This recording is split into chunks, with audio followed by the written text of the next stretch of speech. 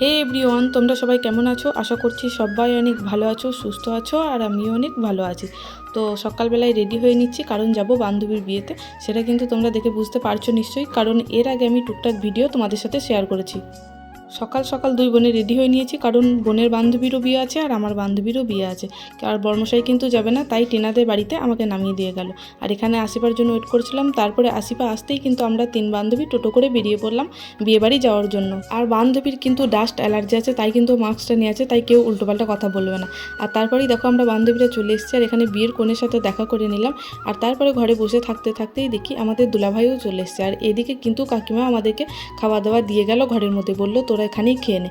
তো এখানে আমরা বসে বসে কিন্তু খাচ্ছিলাম আর গল্প করছিলাম সবার সাথে। সবাই আসছিল, সবার সাথে গল্পও করছিলাম। এই যে অনেক কিছু খাবার দিয়েছে, আর খাবারগুলো কিন্তু অনেক টেস্টি হয়েছিল।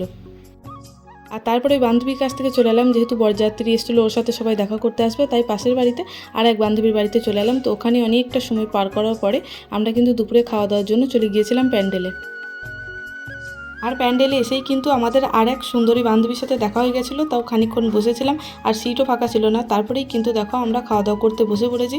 আর এখানে খাওয়া দাওয়ারও অনেক কিছু ছিল, সব কিছু তো আর ভিডিওর মধ্যে নেওয়া যায় না, জাস্ট একটু নিলাম। আর এখানে আমি আসিফাকে বলছিলাম যে তুই কিসের জন্য বিয়ে বাড়ি এসেছিস। কারণটা হচ্ছে কিচ্ছু নেয়নি, ও আলু পোস্ততে ওর অ্যালার্জি, ও চিকেনে ওর অ্যালার্জি, ও কিচ্ছু খাবার নেয়নি, জাস্ট ডাল দিয়ে ভাত খাচ্ছিলো আর শেষে চাটনি পাঁপড়টা নিয়েছিল। তাই ওকে আমি বলছিলাম তুই বিয়ে বাড়ি আসার থেকে না আসাটাই ভালো হবে। আর এখানে কিন্তু বান্ধবীর একটা ভাইজি ছিল, তার সাথেই কিছুটা টাইম পাস করছিলাম। আর তারপর আমরা আরেকটু ফ্রেশ হয়ে নিলাম, যেহেতু অনেক রোদ গরম ছিল, তো মুখ হাত পুরো হয়ে গেছিলো। তো আরেকটু আমরা ফ্রেশ হয়ে নিলাম এখানে। এবার যাব বিয়েবাড়ি।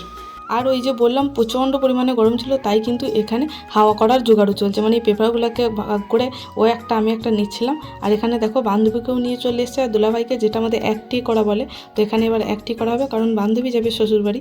প্রত্যেক মেয়ের কাছে কিন্তু এই দিনটা যতটা খুশির ততটাই কষ্টের, কারণ নতুন একটা জীবনসঙ্গী পাবে, সেটা একটা খুশি। আর মায়ের বাড়ি ছেড়ে কিন্তু অন্য এক বাড়িতে, শ্বশুর বাড়িতে চলে যেতে হবে, সেটা একটা কিন্তু দুঃখের ব্যাপার। তারপরে দেখো এখানে একটি হয়ে গেলে বান্ধবীকে দুলাভাইকে সব গাড়িতে উঠে গেল ওরা। এবার কিন্তু সবার সাথে দেখা সাক্ষাৎ করে নিচ্ছিল সবাই, মানে টাটা করে দিচ্ছিল। এবার কিন্তু আমাদেরও বাড়ি যাওয়ার পালা, এবার আমাদেরকেও বাড়ি যেতে হবে, কারণ অনেকটা বিকেল হয়ে গেছে। তারপরে বান্ধবীকে, তারপরে কাকিমাদেরকে দেখা করে আমরা বেরিয়ে চলে এলাম বাড়ি যাওয়ার জন্য।